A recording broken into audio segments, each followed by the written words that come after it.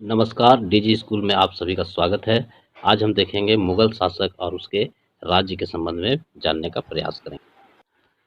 आइए हम लोग देखते हैं कि पिछले अध्याय में हम लोगों ने देखा कि कौन-कौन से सम्राट जो हैं कि अ, भारत में शासन किए मुगल सम्राट लोग, तो उनका जो है कि शासनकाल क्या-क्या रहा ये हम लोगों ने एक शॉर्ट टर्म के रूप में जो है कि शॉर्टकट के रूप में जान लिया है। अब हम लोग देखते हैं, चूँकि हम लोग जानते हैं कि मुगल शब्द जो है लैटिन भाषा से जो है लिया गया है, लैटिन भाषा में मूंग शब्द से लिया गया है, जिसका शाब्दिक अर्थ बहादुर होता है। और मुगल का जो है संस्थापक, मुगल वंश का जो संस्थापक थे, ये कौन थे? बाबर थे। बाबर जो है कि 2 वंशों का जो है कि उसका मिश्रण था, 2 वो प्रतिनिधित्व करता था। एक तो था उसकी माँ जो है कि चंगेज़ खां की तरफ से 14वाँ वंशज के रूप में थी, और अ, जो चीन और मध्य एशिया में जो चंगेज़ खां था उसका वंशज थी।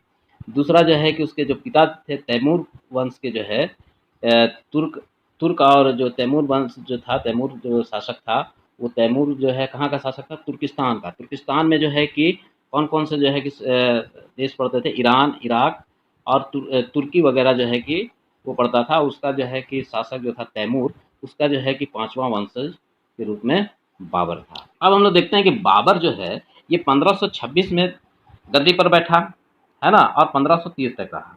बाबर का मूल नाम क्या था? ये ज़हीरुद्दीन मोहम्मद बाबर था, ठीक है? बाबर का मूल नाम क्या था? ज़हीरुद्दीन मोहम्मद बाबर। बाबर को 12 वर्ष का जब का उम्र था, तभी जो है कि गद्दी पर बैठ गया था वो। उसके पिता थे शेख उमर शेख मिर्ज़ा, उसकी मृत्यु हो गई जब वो 12 वर्ष का था, है ना? उसके बाद उसको फरगाना की गद्दी मिल गई। लेकिन कुछ समय बाद ही जो है एक युद्ध में पराजय के फलस्वरूप उसे फरगाना की गद्दी छोड़नी पड़ी बाबर को। अनेक वर्ष तक वह भटकते रहा, भटकते-भटकते वह काबुल होता हुआ फिर से जो है भारत पहुँचा। इस समय तक उसने उसके पास जो है युद्ध कौशल का युद्ध कौशल में वो निपुण हो चुका था। अस्त्र-शस्त्र से सुसज्जित एक बहुत बड़ी सेना थी उसके पास।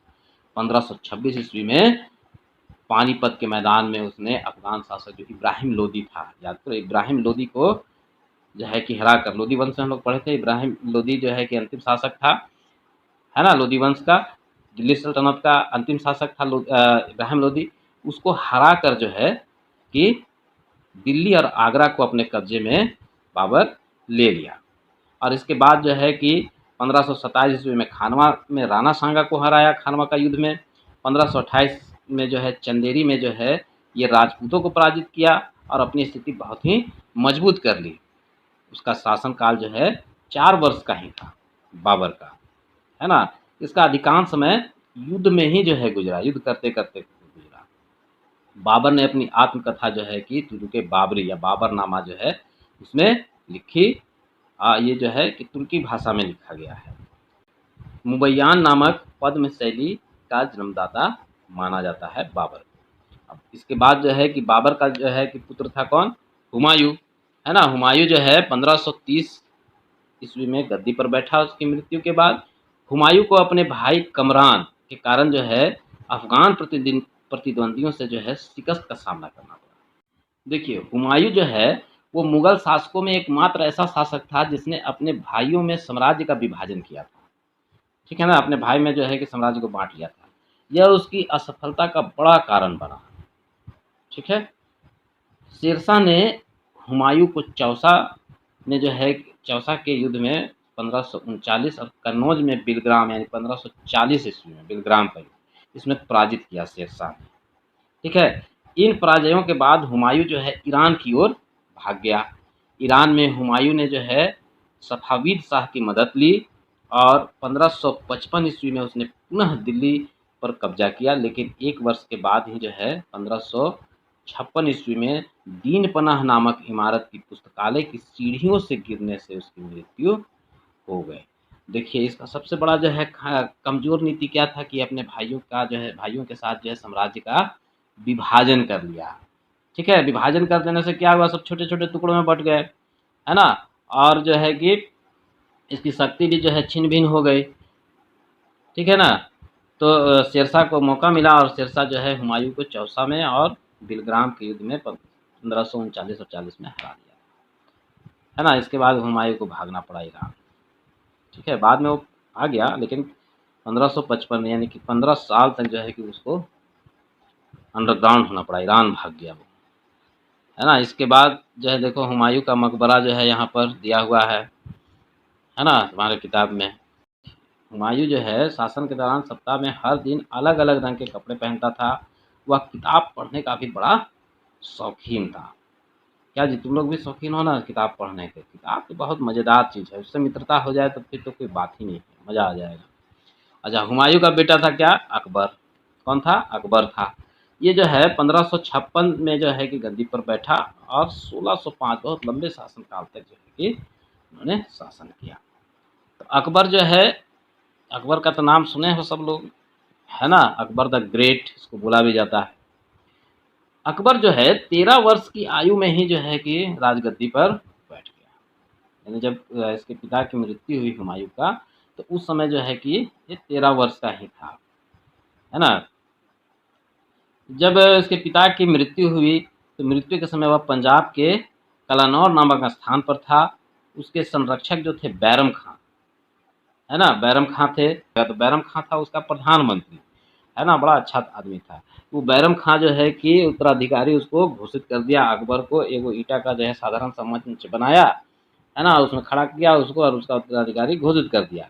राजरोहन के बाद जो है कि 4 वर्षों तक उसने बैरम खां की देखरेख में ही राजकाज किया, है ना। चूँकि 13 वर्ष का तो लड़का था, है ना, तो उसको जो है कि बैरम खां जो है सपोर्ट किया, उसका देख-रेख में कामकाज किया अकबर। 1556 में पानीपत के द्वितीय युद्ध में अकबर के सेनापति जो है बैरम खां ने जो है कि हेमू को पराजित किया। 1556 में हेमू को बैरम खां के नेतृत्व में हुआ था, है ना। तो सेनापति भी था बैरम खां और प्रधानमंत्री भी। 1576 में हल्दी घाटी में युद्ध में, हल्दी घाटी का जो युद्ध हुआ था 1576 ईस्वी में, इसने महाराणा प्रताप को भी जो है कि पराजित किया। इस युद्ध में अकबर की ओर से राणा मान सिंह तथा महाराणा प्रताप की ओर से हकीम खां, है ना, सुर ने कमान संभाली थी। अकबर के कई विजयों की बदौलत साम्राज्य का विस्तार हुआ, है ना। इसके बाद जो है शासन के अंतिम वर्षों में अकबर की सत्ता जो है राजकुमार सलीम के विद्रोहों के कारण लड़खड़ा गई। उसका बेटा कौन था? सलीम था, है ना। यही सलीम आगे चलकर जो है जहांगीर कहलाया। हाँ, तो जहांगीर किसका बेटा था? अकबर का था, है ना। इन्होंने 1605 ईस्वी से 1627 ईस्वी तक भारत में शासन किया। जहांगीर अपने पिता की भांति जो है उदार प्रवृत्ति का शासक था। वह अपने जीवन में रहीम खान खाना से सर्वाधिक प्रभावित था। न्याय की जंजीर के लिए वह इतिहास में प्रसिद्ध है। उसने उन्हीं प्रदेशों को जीतने पर बल दिया जिसे अकबर पूर्णतः विजित नहीं कर पाया था, है ना। अकबर जहाँ-जहाँ जो है कि विजय नहीं प्राप्त कर पाया था, वहाँ-वहाँ विजय प्राप्त करने के लिए जो है लड़ा, युद्ध किया। जहांगीर ने कंधार, मेवाड़, अहमदनगर को जीता। जहांगीर ने ही सर्वप्रथम मराठों के महत्व को समझा और उसे मुगल अमीर वर्ग में शामिल किया। उसके शासनकाल में कैप्टन हॉकिंस जो है और सर टॉमस रोब जो है कि भारत आए थे। जैसा कि हम लोग जो है कि तुम्हारा साम्राज्य से व्यापार से साम्राज्य पाठ में पढ़े थे। ये दोनों कैप्टन हॉकिंस और टॉमस रो जो है कि भारत आए थे और इन्होंने जो है कि जहांगीर से व्यापारिक कोठियां बनाने के लिए आदेश पत्र लिया था। तो जहांगीर की पत्नी का नाम जो था ये नूरजहां था। नूरजहां का ओरिजिनल नाम क्या था? मेहरून निशा। जहांगीर के दरबार एवं शासन व्यवस्था पर नूरजहां का काफ़ी प्रभाव था। मुगल साम्राज्य में शांति व्यवस्था को कायम रखने में वह सफल रहा। ठीक है। जहांगीर, अब जहांगीर जो है के बाद जो है कि 1627 से 1658 में जो है कि शाहजहां आ गया। तो शाहजहां जो है कि ये किसका उत्तराधिकारी था? जहांगीर का उत्तराधिकारी, है ना। शाहजहां ने के राज्यारोहण में मुगलों की दक्षिण नीति का नवीन युग जो है आरंभ हुआ। अहमदनगर का बड़ा हिस्सा मुगल साम्राज्य में मिला लिया गया। बीजापुर और गोलकुंडा ने मुगलों की अधीनता स्वीकार कर ली। वास्तुकला के दृष्टिकोण से शाहजहां का शासनकाल मध्यकालीन भारत इतिहास का स्वर्ण युग माना जाता है। ठीक है, आगरा का ताजमहल, दिल्ली का लाल किला, जामा मस्जिद का निर्माण, ये सब जो है शाहजहां ने करवाया था। इसके बाद के काल में जो है 1658 से 1707 ईस्वी में औरंगजेब जो है कि